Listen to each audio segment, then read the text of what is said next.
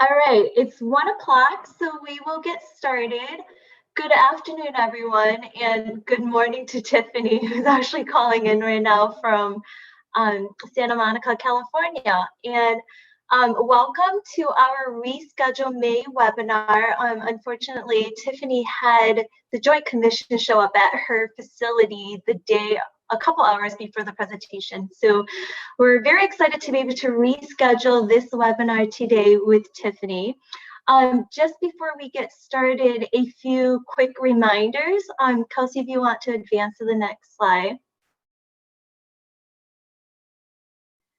So let us know that you're here by providing your name and email address in the chat box so that this is actually asked of us from APIC for all of our events to actually track attendance, and then also we can follow up with you, with if there are additional questions or CE or IPU credits.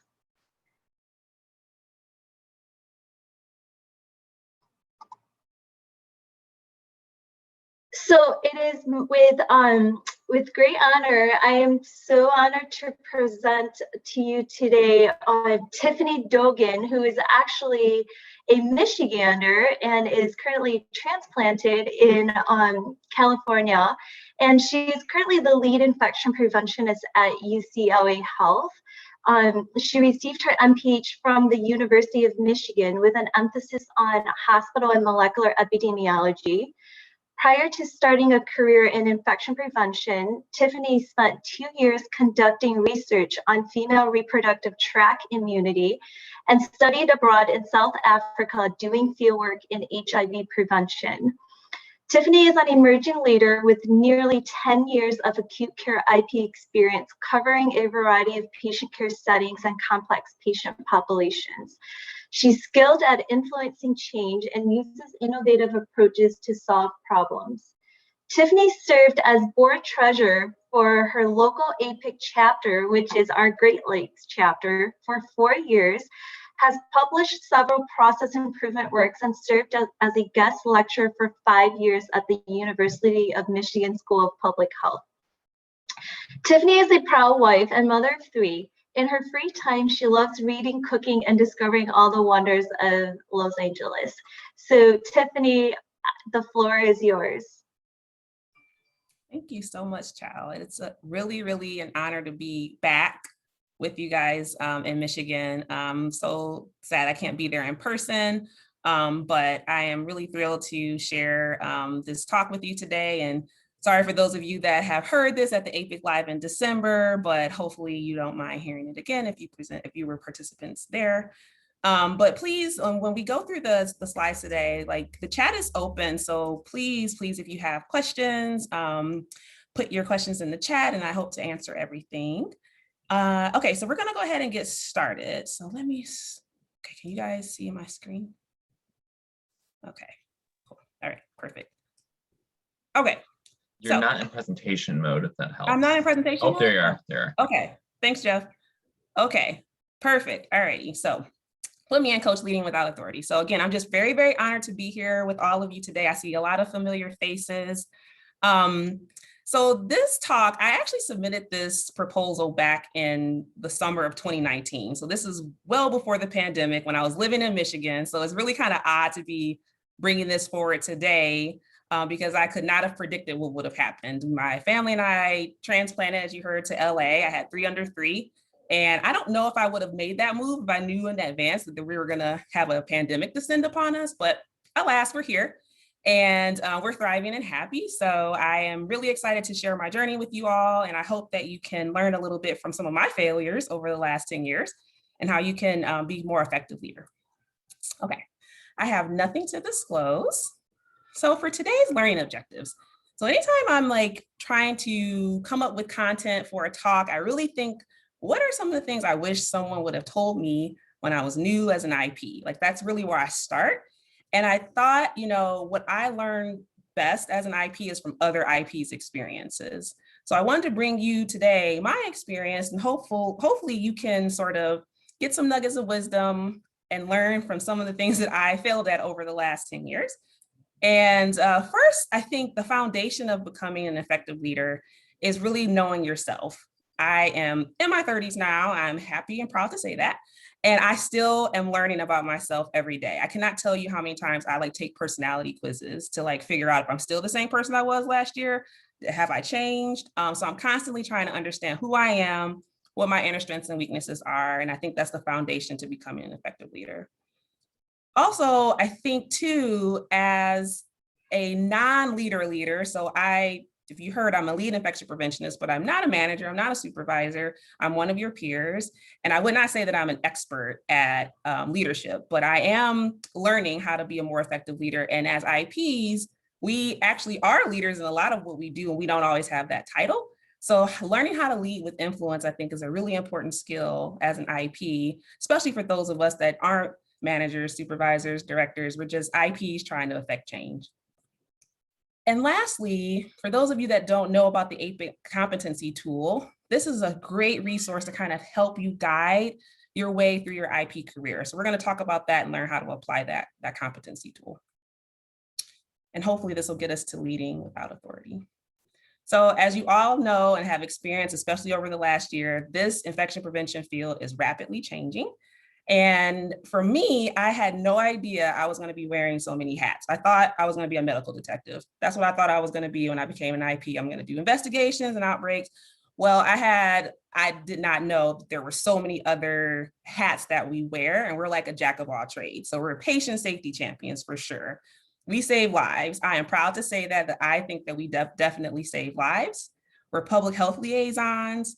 We're project managers, we're detectives, we're influencers, we're also teammates, behavioral scientists. For those of you that have started hand hygiene programs from the ground up, trying to get people to change their behaviors, kicking and screaming, we definitely have to have that skill in trying to influence change in behaviors.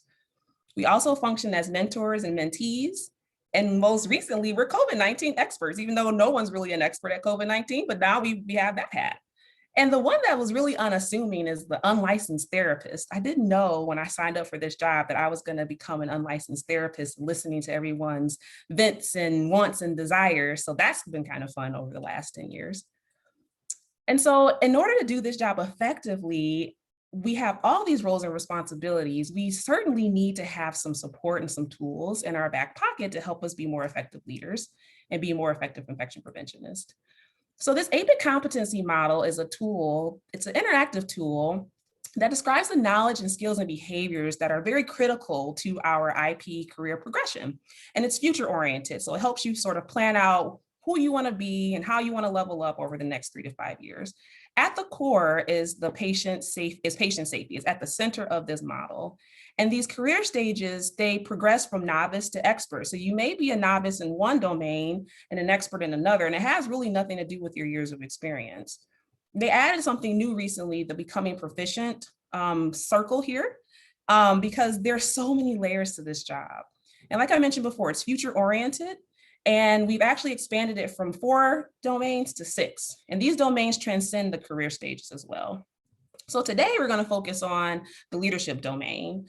Obviously, there are 6 of them, and they all have their own subdomains, and I don't have enough time to go through all of them, but we're going to focus on the leadership domain, and we're going to dive into some of these subdomains today.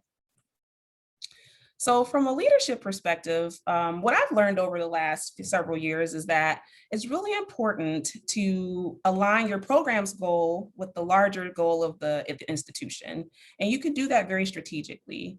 And this model really helps you hone in on those skills that you need to be able to be successful at this. One thing that you can also do is frame your goals within the larger context of the organization's mission, vision, and values. So figure out, if you don't already know, what your organization's mission, vision, and value statements are, and pull out some of those key words when you're trying to get buy-in from your leadership resources and things like that. This is going to help you really prepare for your future, and it also helps you prepare for opportunities as well. So we're going to talk a little bit about how I've incorporated some of these leadership subdomains into the work that I do, and hopefully you guys can learn how you can apply these practical skills as well. Okay, so I don't think it would be fair to talk about becoming a game changer to a bench warmer to a game changer without kind of giving context on my own professional journey. So I started off as a bench warmer, and I'm going to talk about a little bit what a bench warmer means, but it's in no way to make you feel in any way inferior. This is a very important phase of your infection prevention career. For me, I started off as a clinical information analyst. So that was about the first 3 years of my journey. And I'm going to talk a little bit about what I learned from a leadership perspective being in this supportive role, but that was the first 3 years. Then I finally made my way into the infection prevention realm, the true infection prevention realm, years 3 to 6. And now in the last few years, I have what I think I would call I'm becoming a game changer. I have in no way mastered this level. It's a steep learning curve. I'm learning every day, but this is where I am right now in the stage of my career. And I mentioned before, not an expert at leadership. I'm really here today to talk to you as a peer, to help you learn from the things that I have learned over the last 10 years. Okay, so a bench warmer. So at the bench warmer phase, if any of us are in a bench warmer phase, and you can be in a bench warmer phase, even if you've been doing this job for 10 years, you're constantly trying to understand who you are, trying to identify your strengths and weaknesses. This is where all the magic happens. This is where you're learning, observing, and trying to decide who you want to be and who you want to become and how to level up your career. So I really want to emphasize that the bench warmer phase of your career is very, very important. This is where all the magic happens. So for me, the bench warmer, I was an analyst, right? So I mentioned that, I was very new, and many of you may not even have an analyst role depending on your departmental structure, but we had an analyst position available, and I actually was very specialized. So I was a surgical site infection analyst, so very, very specific niche. And I would say that in this position, I had an inward-facing supportive role, very behind the scenes, supporting actress, if you will. It was a very steep learning curve. I didn't even know how to read a chart, medical terminology, any of that. So it was very, very steep learning curve. And this is a place where, especially for leadership, where you can absorb information from those around you. I was very blessed to be a part of a team that had a lot of knowledge, probably over 100 years of infection prevention knowledge. So I used that to my advantage, asking questions, being curious. And I focused on 2 of those leadership subdomains as a bench warmer, learning how to collaborate and learning what mentorship was, and not from being a mentor myself, but being a mentee. And so in terms of collaboration, I think the most important subdomain of this is followership. Learning how to be an intelligent follower. When you're new on a team and you have no idea what you're doing, it's very important to learn how to follow. And all great leaders have been great followers. They started off as great followers. But you do bring value as a new person as well. You have a new set of eyes. You come on teams and they do things the same way over and over. And you're like asking questions like, why are you doing it that way? It's very important to understand that you do bring value as a new person to a team. But you're also learning how to work with your internal team to achieve goals. So like I mentioned before, this is more of an inward-facing part of your career where you're learning how to follow. Okay. And then I think one of the things that if I could really bestow a little bit of wisdom, is learning how to network early on. I got some really great advice from my supervisor right when I started to network. And you're all here today networking on this call today. And you have your local APIC chapter that can help support this. And this is a great place that you can find a mentor as well. So networking, I think, is very critical in your early phases of your leadership journey. And this is something that I'm very happy that I was able to do. That's part of the reason why I'm here today talking to you all the way from the West Coast, is because of networking. So in terms of mentorship, finding a great mentor is really, really important. Mentors really act as interpreters. They really help you translate theory into practice. We all have read the APIC text. We've all read the NHSN definitions, and being able to read something and you're reading the definition, like, oh, I get this. This makes sense. This is like, it's pretty objective. And then you get into the chart and you have this very complex patient and you're like, oh my gosh, like everything that I just read makes no sense now. Having a mentor really helps translate theory into practice. You're reading the APIC text, but then you get a question that is nowhere in APIC. There's no answer. So that's where a mentor can really help you understand what it is to do infection prevention. And then observation via inspiration is this made up term that I came up with. When I've seen leaders, and I've seen a lot of leaders, I work with a lot of leaders at Michigan Medicine. And thank you all who are on the call today, because you've all poured into me and helped me get to where I am today in my career. I see a few of you on the call today, but I observe these individuals in practice, and these people have helped me really establish a clear vision of who I wanted to be. I'm not saying that I wanted to mimic them. I wanted to emulate the qualities that I thought were really, really great. And so this is where a mentor can actually help you establish a clear vision. And for me as an analyst, I really, really wanted to become an infection preventionist, and I wanted to become a leader. I worked with great leaders and I saw what leadership looked like, and I thought that was something that I wanted to try myself. So having a mentor can actually help you set a clear vision. So, okay, so I was like, okay, I'm a bench warmer. I'm ready. Like, you can put me in, coach. I have 3 years of analyst experience. I had some great mentors. I think I'm ready. So there's an infection prevention opening that comes up. And I feel a little sense of entitlement, like, oh, okay, you know, I've been doing this job for a long time and it's time to promote me, right? So wrong. I did not get the job, and that was very painful. But it was a wake-up call. And from that, one of the things that I learned that I think is important to carry out throughout your life, because you're going to fail many times, is that failure is really just another word for learning. And it's your first attempt in learning. And just because you fail does not mean you don't pick up the pieces and you try again, but it is a prerequisite to success. And I think if you talk to anyone that's been successful in their career and their life, they're going to have lots of stories about failing. And so this was really earth-shattering for me. And I had a very candid conversation with my supervisor, and I disclosed that these are some of the things that I feel like I need to work on. And so this is where in your journey from bench warmer to game changer, you need to stop and take a beat and make some adjustments. You need to adjust your game plan, because I thought I was the bee's knees, and clearly that was not the case. I got outcompeted. So I needed to make some adjustments. And I really came to the conclusion that, oh, you know what? I told my supervisor at the time, I'm actually terrified of public speaking. And she was like, oh, we got to get you up in front of people. And I'm like mortified by that, because I just told you I was afraid of public speaking. And you're telling me that the cure to that is to actually get up and talk to people. Okay. So game plan change. So self-awareness, we talked at the very beginning. We're going to talk about how to become more self-aware and why this is important in your leadership journey. So self-awareness is the first chapter. It's the first step in your leadership journey. And it's the ability to see yourself clearly and objectively. So not just clearly, but you have to be honest with yourself. What are my strengths? What are my weaknesses? So I'm going to take a pause and just ask you guys, have any of you heard of a SWOT analysis, used a SWOT analysis, know what a SWOT analysis is?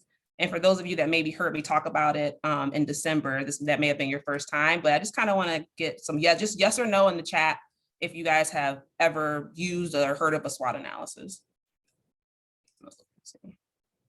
I see some yeses. I see some yeses. Yes, great tool. Yep, nope. Okay, nope. All right, good. I didn't know what it was either. This is not, so what I'm going to show you is something that I learned later, but this is something I was doing intuitively at this moment where I had failed. And so, like I had mentioned before, I had identified, oh my gosh, like I am terrified of public speaking. And then my manager is saying, well, that's like most of your job. So if you want to be an infection preventionist, you kind of have to like learn to talk in front of people.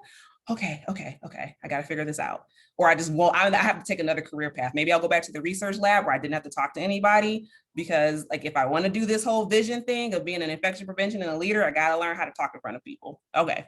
So SWOT analysis. So for those of you that have not seen a SWOT analysis, the objective here is to deepen your self-knowledge. Okay, so S stands for strengths, W is weaknesses, O is opportunities, and T is threats. So if you don't know where to start, if you don't know what your strengths and weaknesses are, and like I said, I constantly do this with myself to make sure that I'm on par and I understand who I am, you can ask yourself some questions. So what are you good at? What resources do you possess? What professional skills do you have? Those can be strengths. So weaknesses, what are you afraid of? Ding, ding, ding. I think I already know the answer for that for myself. What should you hone in and practice? What mindset? Is there a mindset that's holding you back? So threats, what threats do your weaknesses expose you to? What are the new technologies that you might need to master? What obstacles are in your way of your success? These could all be perceived threats. And then opportunities are, what opportunities are you open to? What training programs are maybe available to you? And how can you turn your strengths into opportunities? And so I was not doing this I didn't know what a SWOT was, 10 years ago, but I was doing this in my head, trying to figure out how I could, be more competitive and get this infection prevention job. So for me, I'm going to walk you through my own SWOT analysis so you can kind of see what it looks like in practice. So I felt like I was pretty creative. I'm pretty creative, I think, I had a colleague who was teaching at a local community college. I think she's on the call today. You might wonder why I'm talking about that, but it'll make sense in a few more minutes. I had a master's degree, so I worked really hard. I had a master's degree, so I think those are pretty good strengths. So for weaknesses, time management, and I will be honest with you, I still struggle with time management today. So I have not really mastered that, and we're not here to talk about time management, so I'm not going to give you any tips. Lack of confidence and fear of public speaking. I made that kind of big because that was the thing that was like the insidious thing that was hanging over me. So threats, the IPC landscape is changing and it's moving very fast. Clearly there's competition because I did not get my the IP job that I applied for. And our roles are really expanding. We're really becoming in the forefront and people need our expertise and our roles are getting bigger and bigger. These could all be threats. So opportunities, I was thinking, okay, I have APIC. As you heard earlier, I was on the board and I had some opportunities there for networking. There's also opportunities for me to do some public speaking roles, especially if I'm looking at fear of public speaking as a weakness. Maybe that's an opportunity that can complement it. And there was an opening for a hospital micro instructor. So you might still be wondering how this all fits in. So my vision, right? Let's go back to the vision that you set for yourself. For me, it was to become an IP. So I was going to use my strengths, my master's degree. I had a colleague that was a resource for me, pretty creative. And I'm going to focus on one weakness at a time. I'm not going to try to tackle them all, but I'm going to focus on my fear of public speaking. And I think that this could help with there being competition in the market. And perhaps we put this all together, I could take my fear of public speaking, an opportunity to actually teach, which means I have to get in front of people all the time, using my resources and my strengths to become a lecturer at the School of Public Health. So that's what I did. I ended up using my resource, my colleague who was actually teaching and told me about this great opportunity to become a hospital micro instructor. And I said, okay, I'm going to just tackle my fear head on. I'm just going to get up in front of people every week for 2 hours and talk. And I did that. And so Rosa Parks says, I've learned over the years that when one's mind is made up, this diminishes fear, and knowing what must be done does away with fear. And so I was able to have some courage, get up, talk in front of people and practice that muscle. It got better. I still get scared, but I got better at it. And it was actually pretty rewarding. And then ding, ding, ding, I got promoted to become an IP. So it worked. So we talked about bench warmers. I think I'm ready now. I'm a game changer. I want to be a game changer. So now my whole job role has changed. So I'm back at square one. I'm almost back as a bench warmer again, because now I'm trying to lead process improvement. I'm not, again, a director, a manager, any of those things. I'm an IP. So we're going to talk about what being a game changer looks like and some practical tools that can help you work through that. So I set my vision and now I'm actualizing my vision. I became an IP. I'm trying to actualize that vision. My role is more outward facing. I'm presenting at local and national conferences. I'm publishing abstracts. I'm teaching at the School of Public Health. I'm now becoming a mentor. So I've moved on. So we've replaced my role and I get to mentor new and incoming employees and become preceptors. I'm continuing my collaboration skills. So now I'm leading external multidisciplinary teams to achieve those larger visions and goals of the program as well as the organization. Uh-oh, what happened? Can you guys, oh, okay. All right, let me go back. Okay, I don't know what happened. Can you guys see my slide? Okay, good, I see a thumbs up, thank you. Okay. All right, and then starting to refine my communication skills. So emotional intelligence is so important to leading with influence. It goes back to the self-awareness, it all ties in together. And so just want to really spend some time talking about emotional intelligence and how that really helps with becoming influential. So for those of you that don't know, I think we all kind of hear about emotional intelligence a lot lately because this is kind of like one of those buzzwords. But emotional intelligence is the ability to accurately perceive your own and others' emotions, to understand those signals, and to manage your emotions and those of others. So that's what emotional intelligence encompasses. And self-awareness is really an element to this emotional intelligence. It improves your agility And psychologist Daniel Goleman says, without it, a person can have the best training in the world. They can be incisive, they can have an analytical mind, a ton of large supply of smart ideas, but it won't make them a great leader. And so what does it look like in everyday practice? So practicing self-awareness and ability to control your emotions, practicing empathy. I think what the first thing I learned when I became an IP is that there's this stigma about us that we're the police, that we're going in and we're telling people what to do. We're going in and dinging people for things. And I think for me, when I heard that, I like set out to say I would never have that as I want to be a collaborative. I don't want to be viewed as the police, because when you are collaborative, people come to you and they tell you things and they're more forthcoming and you can actually help them. So being empathetic is also in our role, going out and trying to understand what the problems are with a very curious mind, and really trying to be collaborative and listening deeply to others, asking the right questions and making people want to talk to you. So when you're out on the units, you know, these are people that we're working with. Hey, Wendy, I see Wendy's face on here. Hey, Wendy, how's your daughter? You know, like, how oh, you told me last week when I saw you that she got married, like following back up with them, like not making it all about work all the time. And when you start to be authentic and human, people will start to see you as a person and not as a police officer. So I think that's understanding what makes people tick, get inside their minds. These are the things that you can do when you're out in the field having these conversations, so that people can really learn to trust you and be open with you, because we're all here to do the same job and we're all here for patient safety. So reminding staff, I'm here for the same reasons that you are. And one approach does not fit most, like those shirts or hats that say one size fits all, not true. You probably all know, if you cover many different areas, that each unit and department has like a different personality. I think that was one of the other things I learned very early on. Some teams are, you know, you might cover a unit that's very proactive. Like, I'll call you, don't call me. I got this. I don't really need infection prevention. We know what we're doing. Some teams are very reactive. Some leaders of units and departments are very accountable. You bring something to their attention, they're like, oh my gosh, thank you for bringing that to my attention. What can I do to fix this? Some are very blame oriented, like, oh, well, that's such and such's fault. That's so-and-so's fault. Some units are very open. They're like, come to our unit anytime you want. Like, we love to have you here. Other places are very closed. Like, again, I'll call you, don't come here uninvited.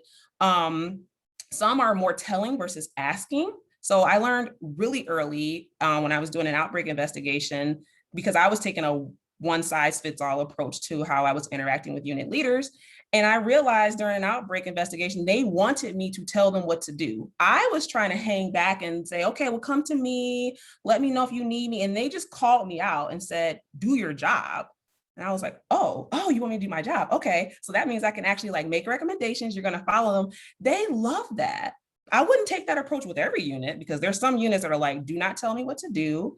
You can make a recommendation, but we're going to work on this, you know, and I'll call you. But this unit specifically wanted me to give them recommendations. And I, from then on, understood, okay, this is how they want me to interact with them. So you have to be very nimble and you have to understand your unit's needs. And that's how you can build trust with your areas as well. Okay, so the Harvard Business Review has this emotional intelligence domains and competencies document. And you can see here that self-awareness makes up a really, really big piece of it. And then over here under relationship management, you have influence. So emotional intelligence is very, very important for our role, because many of us are asked to do the impossible. We're asked to lead groups. We're asked to like make big changes, and we're no one's supervisor. We're working with facilities, you're working with safety, and you have multidisciplinary teams, and you have to be able to influence them to come together to achieve a common goal. So having emotional intelligence, having influence is a really important skill to be able to do that. So why is it important?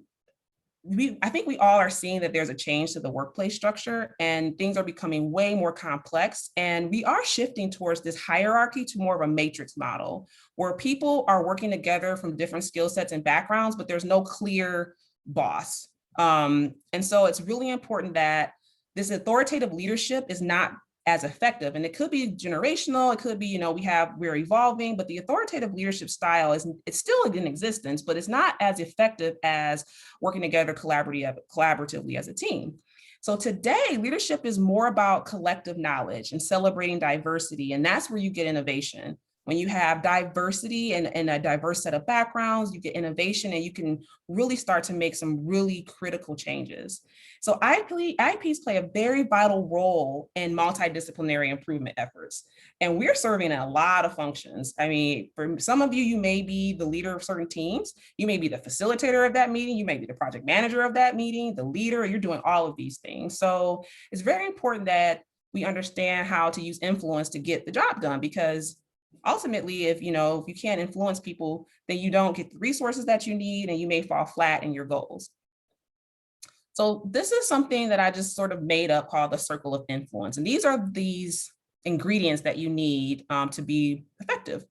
So influence is the capacity to have an effect on the character, development, and behavior of someone or something, or the effect itself. And so these are the principles that I've learned, these special ingredients that make your influence a little bit hardier. So authenticity, be you and only you. You can hear me talk today and I can tell you all these things. I'm not asking you to be me. I'm asking you to use some of these things and express it in your individual way. Be curious. I think that this is the most underrated quality that you can have, just to ask questions and show interest. Being empathetic, putting your shoe on the other foot. People love when you're being empathetic and trying to see their perspective. And then building trust, being honest, vulnerable, and committed. I'll tell you one quick story. When I came to UCLA, different cultures, different institutions, very different cultures. I was at Michigan Medicine. And I didn't come in with this attitude that I'm like the police officer. I came in very collaborative because that's the way I was taught how to do IP. And that's the way I've always done IP. And so I was out doing rounds. We were doing EOC rounds, which we do all the time. And I was with the respiratory therapist manager. And we're doing rounds. It's probably the third time I've done rounds with him. And he just stops at the end of the rounds. And he's like, I just want to tell you something. I was like, okay. And he's like, thank you for telling me that you didn't know the answer. And I was like, okay. And he's like, no, like I really want, honestly, like the IP that came before you would never say she didn't know the answer. She would just like make up something. And then we find out later that it's wrong. And he's like, you didn't know the answer and you just said you didn't know. And I was like, yeah, that's what you're supposed to do. You just say, I don't know, and I'll get back to you. I didn't think anything of it. And he was like, and you're so collaborative. Like, I feel like when the other IP came, she was like, this is wrong, and this is wrong. But like, when you're here, you're like, oh, I actually feel like you're trying to help us improve. And it was just I was just like, oh, thanks. Like, people appreciate that. I didn't realize how much of an effect, so much so that this manager then writes this letter to like the senior leaders. And then I get this handwritten letter from like the seniors, the C-suite, like president, like Tiffany's so collaborative. I'm like, I'm just doing what I do all the time. I did this all the time at Michigan. It was just like my day to day. And this person is like telling everyone that I'm collaborative. So I was like, that is so rewarding. I'm just doing my normal job. And he really, really appreciated that. So people are watching. People, they really do value when you're being yourself, you're being collaborative, and you're not coming in like you're writing them a ticket. That they will appreciate that. So that was a really great story. And I wanted to share that with you guys because I was just blown away, because he was blown away. And I'm like, what are you blown away about? And he's just like, I just want to thank you so much. This is so great. And I was like, okay. So then, of course, I'm like going to do that more and more because he showed me that there was some value there. Okay, so effective communication. The ultimate result of effective communication by an IP is the reduction of risk, enhanced interdisciplinary teamwork, education of key players, and improved patient outcomes. This is APIC's quote. And I thought this was so profound because you may ask yourself, well, how do I know that I'm being influential? Or how do I know, like, what's my measurement? And if you're improving patient outcomes, you're doing a great job. If you're enhancing interdisciplinary teamwork, you're doing a great job. If you're educating key players, you're doing a great job. This manager let me know that I was doing a great job. And so I think with emotional intelligence, when you combine that with influence and you communicate effectively, your patient safety will improve. And this is when you're becoming a game changer, when you're actually affecting outcomes. So what does a game changer look like in everyday practice? I've given you a couple of examples, but you're shifting mindsets. You're changing people's behavior. I cannot tell you how many times this manager has asked me to come back. He's invited me to come back to find things on his unit. How many times have you had an experience where it was like, can you come back and like look for stuff for us? I want you to find stuff. And I'm like, okay, sure, I'll come back and find things. You know, I've never had that experience where they're like, I want you to tell us where we're doing wrong. So I was like, that was really exciting for me. And so you may want to consider starting with a passion project if you don't know where to start on how to implement some of these influential behaviors. When you're starting with something you're passionate about, you kind of go above and beyond. When I started in IP, I have a background in women's studies and women's health. And I really was like, can I cover the labor and delivery unit? Because I really love women's health. And when you have something that you're passionate about or a niche, you can really like go in on it. So if you want to start there, that's a good place to start. You can assimilate your leadership knowledge by demonstrating your critical thinking. So try to identify a problem. Maybe you can determine what metric or issue is important or significant for that unit, area, or department. So again, this is where we go back to the personalities of your unit. Ask them like, what's important to you? What are some of the things that get interest from them? Determine the state requirements, whether it's something that's high risk or significant outcomes. Is it tied to reimbursement? Are the rates high? Is there a novelty or something that's trendy? And then emotional intelligence. Start building those relationships with the unit staff and the leadership. You can do this by doing Gimbas. People love to go walking around and finding stuff. Get to know the staff. What I found is that sometimes the leaders aren't that great to figure things out, but if you get on the unit and you start talking to the staff, they just word vomit. Oh my gosh, did you know about this? Did you know about that? Did you hear about this? What about this? What about that? And then get them in a room without their bosses there, they really start to open up to you and you can start really probing and asking questions, but just be curious. Just like, oh, tell me more about that. Oh, really? So what happened in the past? I was doing recently, I was doing an in-service for the medical procedures unit and the manager was not there. And at the end, I was like, do you guys have any questions for me? And they were like, I'll just tell you a short story. They went to telling me about how they have worked, they're overworked and they're tired and they're supposed to be coming in and they're supposed to have so many hours off before they come back and they're working overtime. And I'm like, how do we go from infection prevention to over your hours? So just to show that they like started opening up. So when you go in and you start asking questions, staff will tell you, and you can really start problem solving. Like, okay, it sounds like you guys don't have enough instruments. Let's work on that. Sounds like your sink maybe isn't super ergonomic. So we can talk with the ergonomic team to get you an assessment. So at one point I was like, I gotta stop because this is way out of my scope. I'm happy to help you guys, but I'll just write a list and send it to your boss and then they can work on the other kind of ergonomic stuff. But I'm happy to help with your instrumentation piece because that could be an infection control issue. So be curious. And then people just like, you'll be surprised at how much you'll learn. And then you can really start making changes and improving patient safety. Okay, break the stigma. If you are one of the IP police, nothing wrong with being a police officer, but you could be the nice officer that comes in and tries to build trust and like, hey, I'm just stopping you because you're going a little fast and it's in the school zone, there's kids. So just try to break that stigma of being that IP police officer. You'll get way further if you are approaching it more collaboratively. Okay. So you got to get buy-in. So however you do that, whether it's going to the team saying, hey, you guys seem like you're really invested in your X metric. How can I come in and help? So collect and track and trend your data and share that data routinely. So if they're interested, if you have a unit that's interested in something, start sharing that data routinely. I tried to do this when I was covering the labor and delivery department, and we were collecting their data, but it wasn't really going anywhere. And it was kind of sitting in a database. So I started to just share the data with the leadership monthly. Just share it monthly. I didn't ask them to do anything, just read my email and be done. And then I started to do investigations and I would send them emails about the investigations, never heard anything back, did this for months and months and months.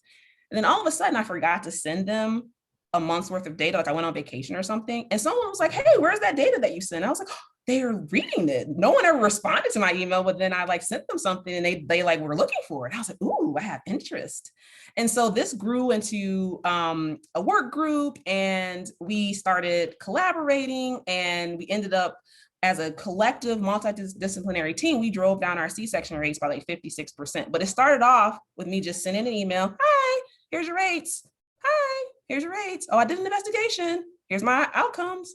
Hi. And then next thing you know, people were like, oh, they wanted to see it. So promote your work, just get it in front of the people the stakeholders that matter, and speak the organization's language. I mentioned before, look at your organization's vision, mission, and values. They all have these statements.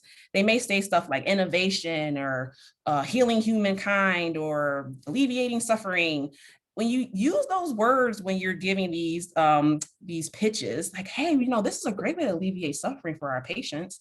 Oh, this is the innovative approach. So that's being strategic. So you can start getting the resources you need, because oftentimes we're resource poor as IPs, like we need help. And this is a great way that you can do that. And make your data compelling, like tell a story.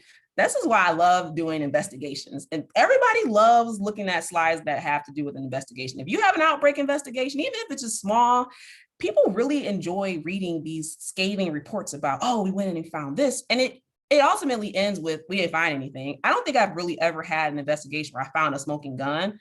I can't think of really many, but people love to just hear what you're doing. So write these reports and make them compelling, and it gets attention. And that's important when you're trying to get resources and improve patient safety. Okay, so I told you about the C-section situation. So I increased awareness. I just sent the report to the stakeholders monthly. I included their rates and their trends for their awareness. I included investigations. Then I started making infographics, and I was just like, hey, can you post this in like the bathroom? Hey, can you post this here? And it increased the visibility. So people started to see it. I wasn't really asking them to do anything actionable. I wasn't asking for resources. I was like, can you just show people that this is a thing? I had a really gross like C-section incision. And so it just was getting in front of people, getting attention. It's kind of like social media now. Like we didn't have the social media back then, but it's like, you want engagement. You want people to see it. So it's at the forefront of their mind. Okay, so how are we measuring our effectiveness and with influence? So you may get some emails back. Oh my gosh, great job. Performance reviews are a good place to know that you're doing well, word of mouth. So this is attention, recognition, and feedback. So with the C-section example, I didn't know anybody cared until I didn't do it. And then someone was like, where's that report that you were sending? Like, oh, they're reading it, okay. Resources. So from there, it grew into like, oh, we can start a work group now. Like they're invested. So I got resources, which could be people, time, equipment, products, whatever you need. So that's another metric that you're having some influence. And then obviously the big one is the reduction in your patient safety outcomes. Are you improving patient safety? Are your rates going down? That's the most obvious way to determine if your influence is successful. Okay, so to wrap things up, how are we? We got 15 minutes, okay, good. Set yourself up for success. Start by really diving into who you wanna be and where you need to start, what you need to work on. You need to act with courage. So if there's something that you're afraid of, just do it. If you fail, you just fail forward and you learn. Always be yourself. Don't ever try to be someone else. Just always do it in a way that comes across authentic. People can sniff out if you're not being authentic. Become the best version of you. Start wherever you are and try to work from there. Practice empathy and be a lifelong learner. I think that that's just a part of the job as an infection preventionist. I probably learn something every single day. That's why I love this job. You learn, and being happy about that and having that be at the forefront of your mind is going to actually help you excel as well. Okay, so we're towards the end, and I want to go over some key takeaways from today. So ingredients. Having a growth mindset, always wanting to learn, always wanting to figure out how you can do better. If you want to improve the organization, you have to improve yourself first, and the organization gets pulled up with you. Nelson Mandela said, I learned that courage was not the absence of fear, but the triumph over it. The brave man is not he who does not feel afraid, but he who conquers that fear. So if you have something that you're afraid of, go for it. Vision.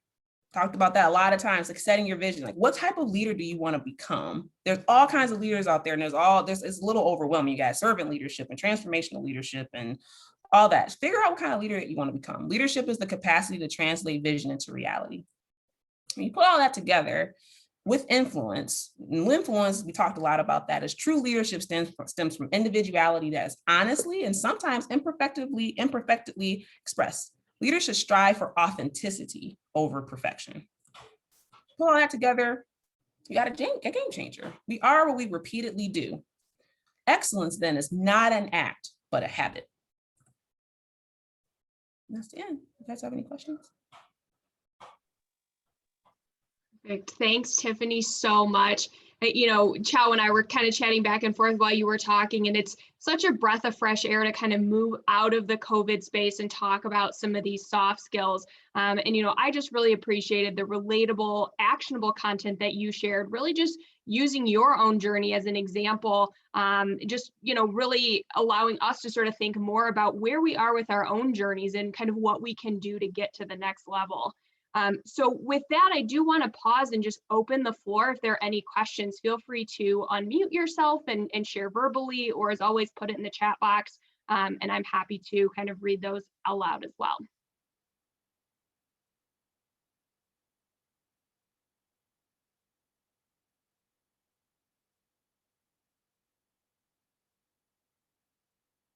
And Tiffany, a lot of comments in the chat box about a great presentation. So thanks again for being with us today. So while people are thinking, I think one of the things, Tiffany, that I would just share from my perspective, one of the things that really stood out was sort of how you repurpose that SWOT analysis to really this personal reflection in this open and very honest way for us to identify our own deficiencies, right? Because we can't address a problem if we don't know it's there. And you know, I think we focus so heavily on this in our technical work that just kind of shifting that to our own personal, you know, journeys and improvement can be just as helpful. Yeah, I think that when I was thinking about this presentation, the failing piece was the part that was the most important piece of my journey so far. And all the failures are what have, I think, really helped me grow. It's like almost like I can't even really remember all the successes I have. The failures are what stand out the most, like when I made a mistake or when I made an error. I think I've gotten lots of positive feedback and recognition over the years, but for whatever reason, it's when you get told, when you get criticized, or when you don't do something correctly. Like I was speaking about I'll never forget the day. It was August 25th when I was told I wasn't doing my job. When they were like, do your job. I remember the day. I can't remember the days where someone was like, oh, thank you so much. You were so helpful. Like those don't stand out as much. So I think it's really important to really understand, like learn from those failures. And those are the things that are going to actually make you the most successful. So I really wanted to share some of those roadblocks that I experienced, because I think that's what sticks out in our minds the most. Absolutely. And, you know, I think even on a personal level, it's just nice to know that everybody has challenges, everybody fails, everybody's told no. It doesn't matter who you are, what, you know, position you're at, that, you know, this is just kind of part of the journey, and not being afraid of that, and just kind of tackling some of those head on to make yourself better and improve who you are and, you know, how you work, is all just kind of part of the game. I did see a question, Tiffany, for you in the chat from Shannon. She's asking if you identify with a specific leader type. What is it, and how did you come to that conclusion? Yeah, so I think if you remember at the very beginning of the presentation, I said I love doing personality assessments. I think my husband really gets annoyed because I'm like, I did another personality assessment today. He's like, why? You do them like every week. And one of the ones that I do is like, I read a lot about leadership and all these leadership categories. So I read. APIC sends out a ton of leadership articles every week almost, and I love reading those. And so I think I identify with a lot of them because they're all sort of repetitive and people come up with different words to describe the same thing. One is servant leadership, but then if you look at what servant leadership is, it has you're an effective communicator, you're a great listener. And I'm like, oh yeah, I'm all these things. So I feel like, okay, I'm a servant leader. But I think transformational is one that I think I resonate with really well. The ones that I don't so much are the more authoritative styles of leadership. I think I'm very democratic, fair. And I really try to come from a place of collaboration. And so I would say servant leadership, because I really try to be of service. I come in to any setting, even when it's a really challenging setting, trying to be of service. So I would say servant leadership is probably the leadership type that I resonate with most.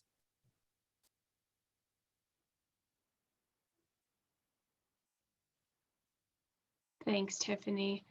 So while folks are thinking of some additional questions for Tiffany, we just have a few additional slides that we wanted to share on behalf of the APIC Great Lakes chapter. But as always, feel free to continue thinking of your questions and throwing them in chat, and we can certainly circle back to that as well. So just a reminder, if you do have any job openings at your facility, please send them to us. We would love to post them on our website.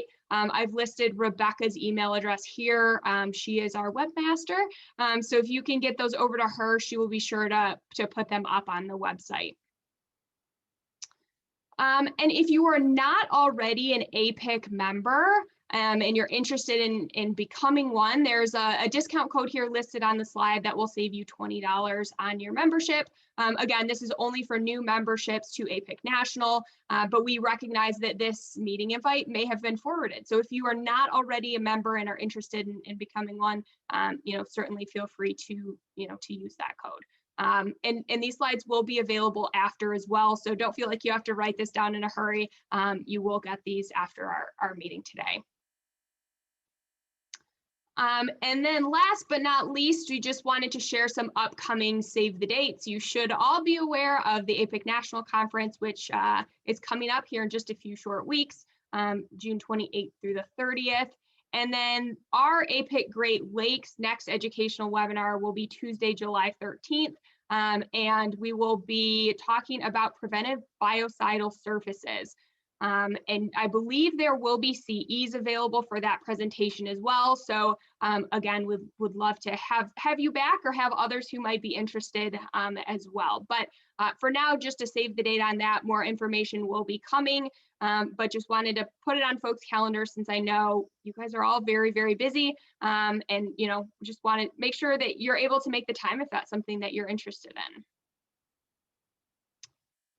So with that, again, I just want to pause and see if there are any last minute thoughts, questions, comments, closing remarks from anybody on the call today.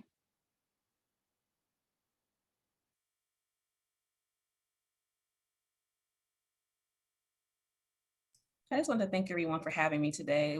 It's been a great experience. It's very nice to see some familiar faces and to be back home.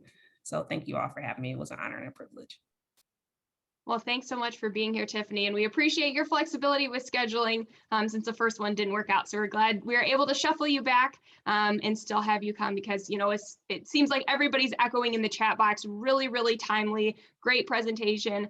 You're a phenomenal speaker, so well done on your own personal improvement journey. This is fantastic, and we're so glad you were able to join us. Thank you so much. Absolutely. So with that, I will do one final reminder. If you have not already done so, please put your name and email in the chat box. We will get these slides out to everyone following this session. And if there's nothing further, have a great rest of your day. And we will hopefully see you in July for our next webinar. So take care. Thanks, Tiffany.